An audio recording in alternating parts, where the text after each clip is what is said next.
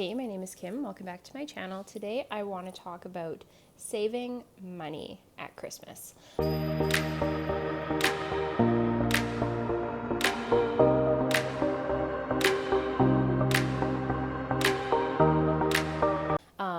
kind of wish I had done this video a little bit earlier on in the Advent season, but I figured better late than never.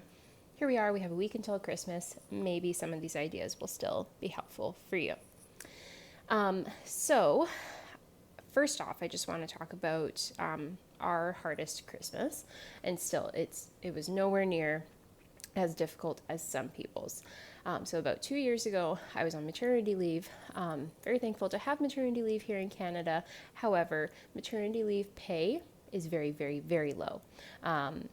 It is a maximum of 30 to 50% of your income, up to a maximum of a certain amount. So the amount that they paid was probably about a third of what we were used to me making when I was working. So we had to get very creative to make a lot of things work for our family during that time. During this particular Christmas, and I'm actually going to link my 2021 What I Got My Kids for Christmas video below, because there might be some other ideas in there that I don't think to share. But there are some things that we did differently that year, and some things we've kept because we just liked it and it worked for us, and we realized that we wanted to continue doing things that way. The number one thing that we changed that year that we have kept is we no longer buy a really beautiful Christmas tree farm Christmas tree. We, for years and years, had the tradition of going to a local tree farm, and it was super fun. You'd go, you'd get free hot chocolate and cookies, and you get to go walk around to pick your tree, and then they would come and cut it down for you. You get to ride on their, it's not a hay ride, but the kids get pulled in the little quad back to the main area. Super fun. And the trees were seriously beautiful. I'll post in a couple pictures of what the trees looked like. However, in 2021, there's no way we could have afforded to do that. We were at a point where we could pay our bills and not much more. We would maybe have like $50 to $100 left after paying bills and buying groceries to last us 2 weeks. So we had to get very creative, just being real. So I was struggling with figuring out what to do about a tree, because getting a real tree was always very important to us.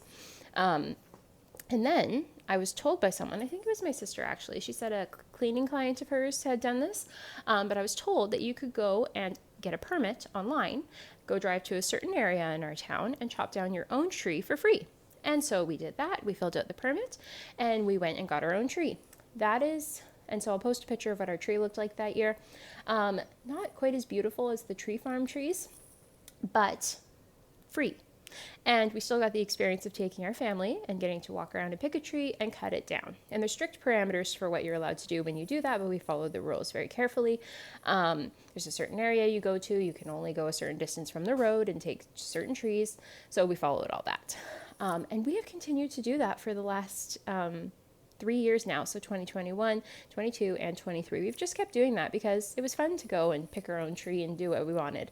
I do sometimes miss the beautiful tree farm trees, but to me, it's just not worth paying. Some of those trees were $75 to $90 is the normal price to get a real tree around here. And we just could no longer justify paying that price. So that is one thing we did to preserve a family tradition and save money. So the next thing that I did was I looked at the gifts we bought. So up until then, like we have this dollar store in our area called Dollarama, and it's a $5 and under store. And I used to only shop there for stocking stuffers up until 2021. But looking at our budget, I realized we could only really afford one nice gift per kid. And that was being very careful with our money from November onward. And everything else, I just realized we would have to buy it cheaper. So we got everything else at Dollarama and Amazon that year. I think I only bought a couple things off Amazon that were about between $5 to $10 each.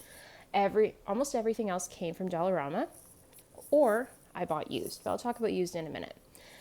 So I actually ended up finding everything the kids wanted between shopping used, shopping at Dollarama, and then getting them the one nice gift. The only reason we got the really big gift for them that year is because my dad did help us.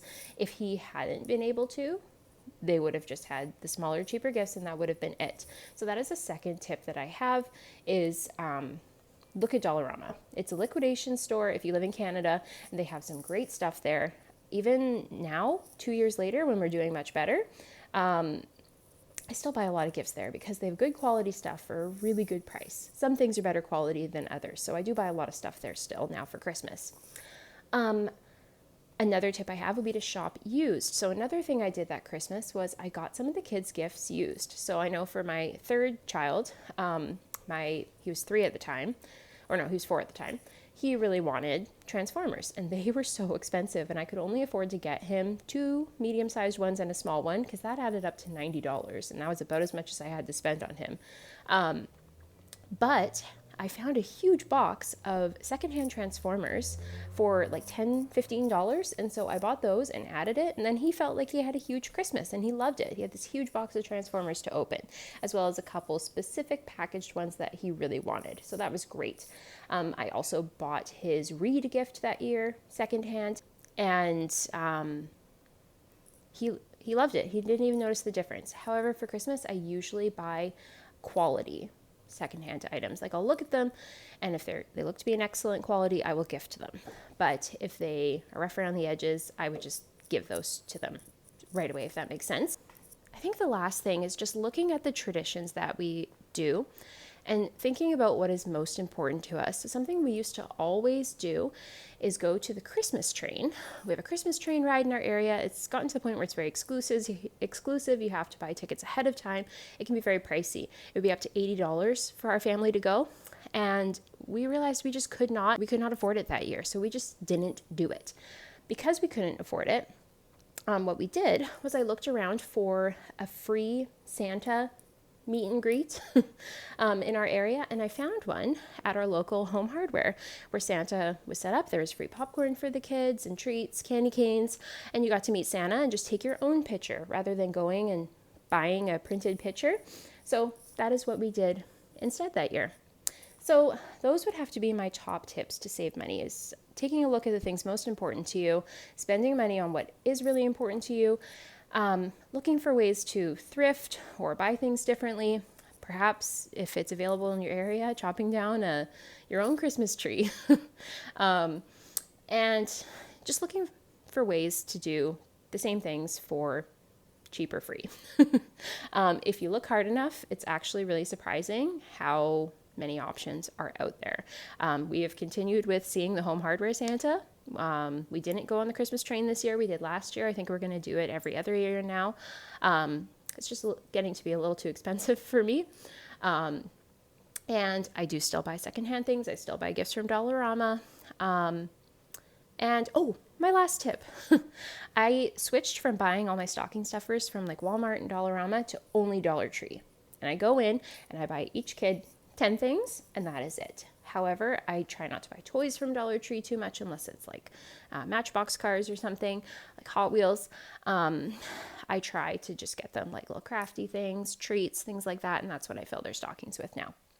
So anyways, I've been talking quite a long time, but those are some of my tips for saving money at Christmas time, and just a little story time on how we got through our toughest Christmas. I hope this video is helpful to you if you're looking for ways to save money. Comment below with what your family does to save money as well, because I would love to hear it. Anyways, thanks so much for watching. I'll see you tomorrow.